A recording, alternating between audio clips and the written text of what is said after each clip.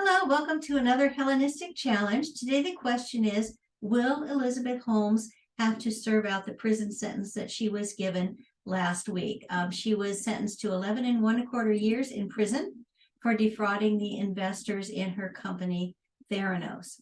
And so let's look at her chart real quickly just to get a sense of what the aspects are telling us about her. She is an Aquarius that kind of live by my own lights, not play by your rules. I play by my rules. I have this vision of the future, very technologically oriented. So all of those things going on with that Aquarius sun. And in her chart, we can see that that Aquarius sun gets a boost by being in trine to her north node. So she's able to bring her ideas, her passions to the collective. If we look, though, at other things in a chart, we say, oh, this is great. She's got Venus, Jupiter conjunct. But however, look at this. Jupiter is in Capricorn in its fall. So that could tell us that she's got some problems with visioning, that she sees things are bigger or more important than they really are. For example, might be a Jupiter in Capricorn failing. And while she's had Venus before she was born conjuncting Jupiter, it's now separating from Jupiter. So while the fortune is there, it's not quite as strong as it would be as when it was applying. And of course, she's got Mercury here with the benefics, and she's reputed to be a very brilliant, intelligent person. Notice that the Sun, Mercury, Venus, and Jupiter all ruled by Saturn. And so let's come down to this Saturn that is such a pivotal planet in her chart. And notice it's in Scorpio. This the need to control, manipulate, not being too trustful of others is certainly at play with this Scorpio Saturn. And then notice what's happening here. Mars is applying to a conjunction with this Saturn. So it's not quite within enough degrees to maltreat it, but it's fairly close. But it certainly gives that Scorpio Saturn more passion, more depth, more drive, more aggression. And notice how this conjunction works well with the benefics by sextile, that she's able to, with her drive, her passion, that manipulation, that control, she can reach into Capricorn, the structures of the establishment, and just reap all sorts of wonderful benefits with Jupiter and Venus there. And I think the fact that she's considered such a brilliant person probably has a lot to do with Saturn guiding, let's see, 1, 2, 3, 4, 5, 6 planets in her chart. She has incredible focus, that tenacity of fixed Saturn, but also just so much of her energy gets poured into a single purpose that gives her an amazing ability to accomplish things. So if we look at, though, what's happening between these malefics and her Aquarian sun, notice that they're in square, and it's not just an ordinary square. Notice that Mars sends a ray 11 degrees up into her Aquarius house, and then Saturn sends a ray of 16 degrees. And so notice that by square, they enclose the sun.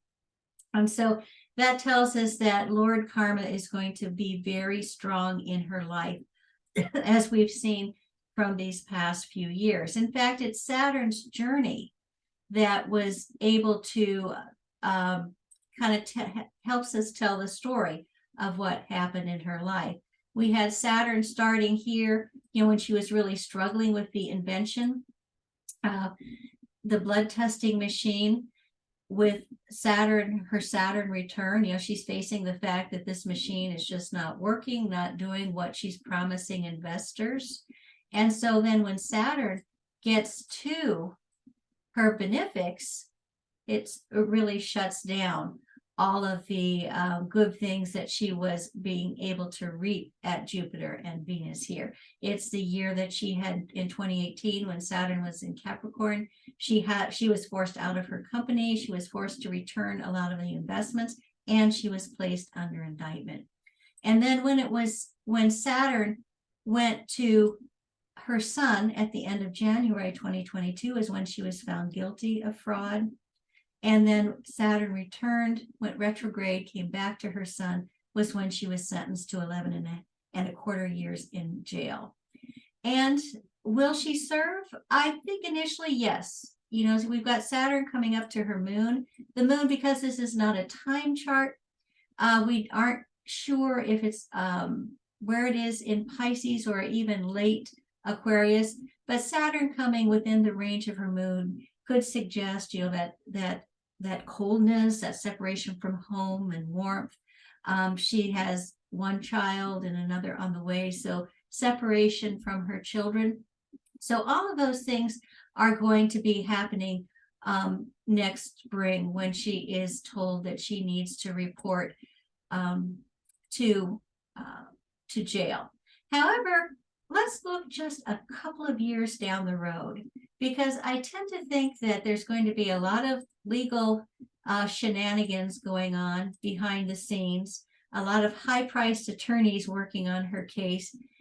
And I think if you can see what's happening by January of 2025, notice what's happened to Saturn. It's no longer setting off this square of the sun to Saturn and Mars.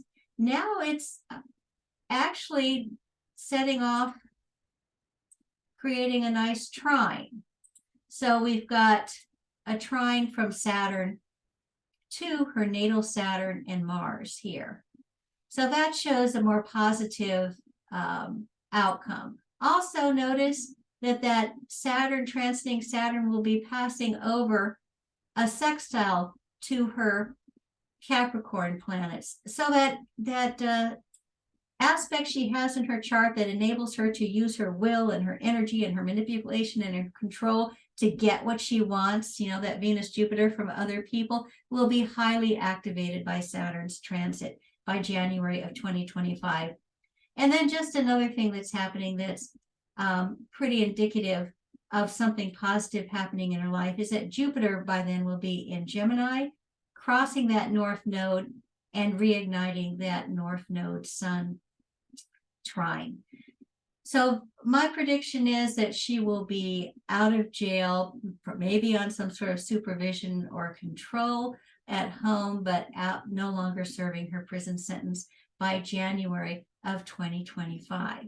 So check me in a couple of years. I'm certainly going to mark my calendar and see if I'm right. And thank you all so much for joining me. And I'll look to take a Hellenistic challenge with you next week. Bye.